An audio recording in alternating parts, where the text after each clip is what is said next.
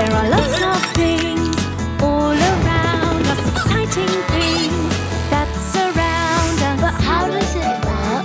Do you know? How is it made? Do you know?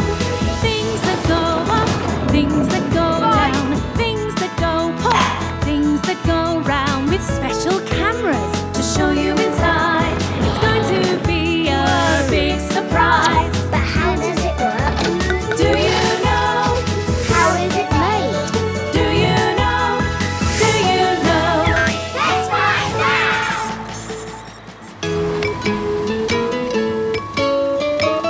Hello, I'm Maddie, and today I'm going on a day trip to an island. An island is a place with water all around it. So how am I going to get my car across the water onto the island? That's right. I'm going on a ferry. But how do all the vehicles get onto the ferry, and how do they all fit inside? Do you know how a car ferry works? Let's find out. How does it work? Car ferry. To find out how a car ferry works, I've come here to a port. A port is where ferries and ships go to load and unload things.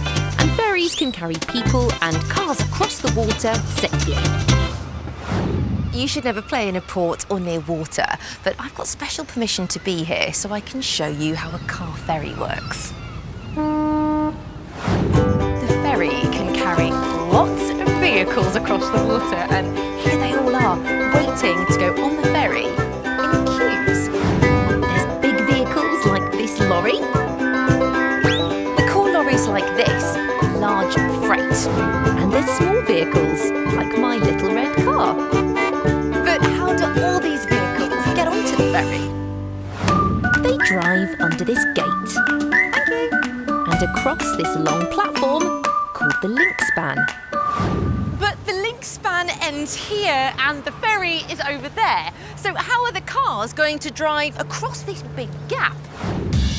The front of the ferry is called the prow, and it's coming all the way down to rest on top of the link span. It's made a little bridge, so now the vehicles can drive off the ferry into the port.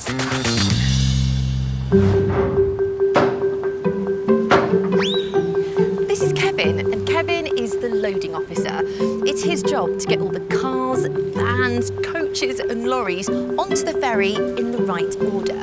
And he works together in a team with the deck officer. The loading officer works on land, and the deck officer works on the ferry.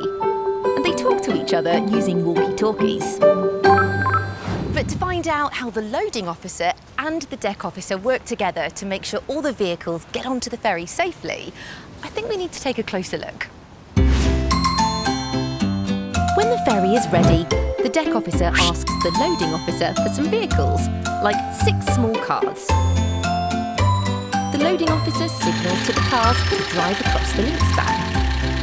And the deck officer signals to tell the cars which way to drive onto the ferry. Inside the ferry, the cars park onto a floor called the garage deck, which is fixed to hydraulic rams. When the garage deck is full, oil flows into the hydraulic rams and the garage deck moves upwards. This makes space for more vehicles to drive underneath. The deck officer asks the loading officer for more vehicles. This happens until the ferry is full. And when the ferry is full, it raises its prow, ready to set sail. So you can see what happens when I drive my car onto the ferry. I've got some special cameras. I'm attaching one onto the roof and one onto the door, so you can see what I see. And another one on the inside of the car, so you can see me as I drive onto the ferry. Thank you, Kevin. Here we go. Wow. Right now, I'm driving over the link span, and ahead of me is the prow of the ferry. Ooh. And here's the deck officer. Oh, it's a bit bumpy. Once I'm on the ferry, I stop. Okay. And now it's time for all the other cars to come aboard the garage deck. And when it's full, the hydraulic rams fill with oil and lift the garage deck up. The hydraulic rams keep pushing the deck up until we're at the top. Now it's time to get out of the car and go to the passenger deck, where we can enjoy the views.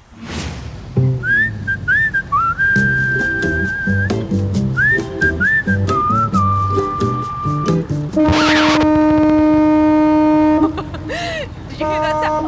That sound? That was the ferry's horn. The horns mean we're moving out of the port. And oh look, there's another ferry coming back from the island. That's the port on the island. That means it's time to go back to my car. So the garage deck can lower. And when we get to the bottom, the prow lowers too. So now we can drive over the link span onto the island.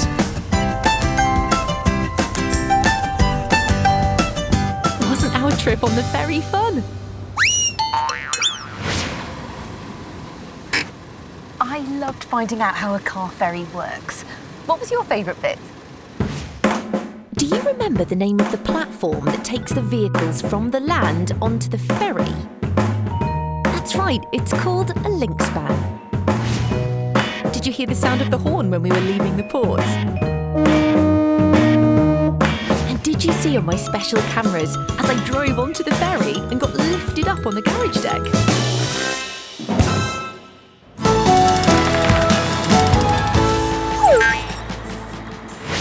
Ferries and boats help to transport cars and people across oceans, seas and rivers.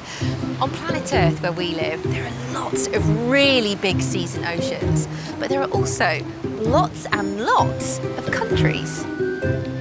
Can you think of a way how we can see where all the other countries on Earth are? We could use this. It's called a globe. And look, we can see all the way around it. But how do all of the oceans, seas, rivers and countries get onto the globe in the right place? Do you know how a globe's made? Let's find out. How is it made? Globe. To find out how a globe is made, I've come to a globe maker's workshop. At this workshop, they make lots of different globes. Small globes, big globes, and globes that spin round and round. A globe is a model of planet Earth. At the top of the globe is the most northern part of the world. We call it the geographical North Pole. And at the bottom of the globe is the geographical South Pole. The globe has a line that goes around the middle, and that's called the equator. And the equator splits the world into the northern hemisphere and the southern hemisphere. And two hemispheres make one sphere. A sphere is a three-dimensional or 3D shape, and we call it that because there are three ways of measuring it. The height is the distance from the top to the bottom. The circumference is the distance all the way around the middle. And the depth, that's the distance if we drill down from the surface of the Earth to the middle, deep inside. To make a globe, flat pieces of map are joined together around a sphere. But how do they do it so neatly? Let's find out. This is the design area where each globe is designed, and Alyssa is a globe designer. Alyssa's job is to design the flat sections of map that go on the globe. Each section is called a gore, and each gore has a different part of planet Earth drawn on it. Can you hear that sound? That's the sound of the printer printing out the gores.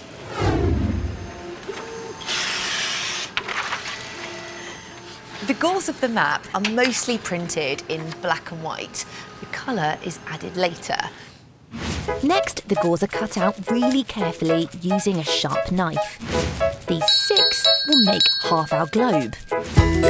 Once the gauze have been cut out, they need to be painted. Alice uses watercolour paint for the gauze. She mixes the watercolour paint with water to make it really thin so that we can still see the globe design through the paint. What do you think Alice is painting with blue watercolour paint? That's right, it's water, like the seas and the oceans. The gauze are then left so the paint can dry, but they don't look much like a globe yet, do they? Next, we need one of these, a sphere. This sphere is made of a material called fiberglass, and fiberglass is lightweight and really strong. That means fiberglass can be used to make lots of things, like surfboards, go-karts, and even helicopter blades. This is Leo. It's his job to stick the gauze onto the sphere. First, Leo marks out some lines to make sure the gauze go in the right spot. These are called latitudinal lines.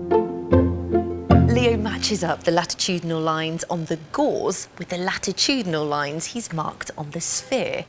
Look, can you see him matching the lines up? That squiggly latitudinal line is the equator.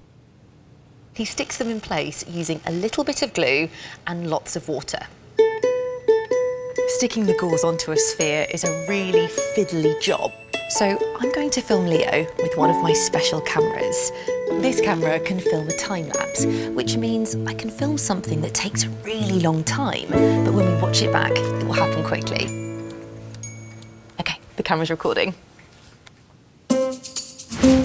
Look, Leo's putting glue onto the sphere. Now he's taking a gauze out of the water and is sticking it onto the sphere.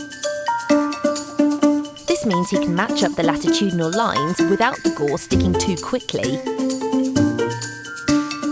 Here's another gauze. And another. Starting to look much more like a globe, isn't it? Once Leo is finished, the mountains and rivers are painted onto the globe before a layer of varnish is added. Varnish is clear and runny, but when it dries, it goes hard, so it protects the globe. A bit like an eggshell. The globe is then attached to its stand. And here we have a finished globe. Let's see if we can find where I am in the UK. Where am I? Here I am, the United Kingdom. If I spin the globe, here we find India. Even further down here is Australia. How amazing is that? I loved finding out how a globe is made. What was your favourite bit? Do you remember the name of the flat pieces of paper that are stuck onto the sphere? That's right, they're called gauze. Did you hear the sound that the printer made as it printed out the gauze? And did you see my special time-lapse camera filming the gauze being stuck onto the sphere? So the next time you see a globe, you'll be able to point out different countries and oceans, and you'll know how it was made. And if you see a car ferry, you'll know exactly how it works to get cars across the sea. I'll see you next time. There are lots of things all around us, exciting